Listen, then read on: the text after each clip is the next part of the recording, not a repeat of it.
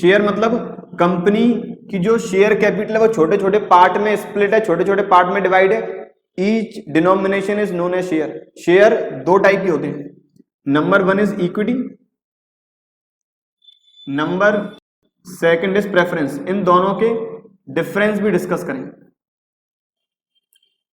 Equity share, जो equity share hold करेगा equity share holder, preference share hold करेगा preference share holder.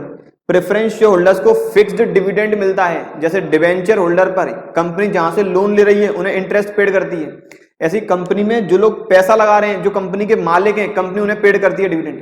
Preference share holder को fixed dividend मिलेगा, जबकि equity share holders को dividend fixed नहीं मिलेगा। जिस साल लॉस है उस साल डिविडेंड नहीं मिलेगा। प्रेफरेंस शेयर होल्डर को कोई भी वोटिंग राइट नहीं है, preference share doesn't carry any voting right, जबकि इक्विटी शेयर वालों को वोटिंग राइट है।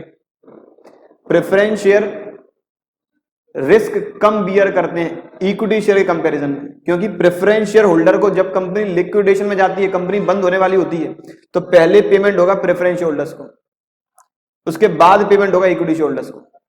प्रेफरेंस शेयर के पास कोई भी वोटिंग राइट नहीं है, ये वाला पॉइंट डिस्कस कर चुके हैं। जो प्रेफरेंस शेयर है पहले डिविडेंड इन्हें दिया जाएगा, उसके बाद डिविडेंड पेड किया जाएगा इक्विटी शेयर होल्डर्स को।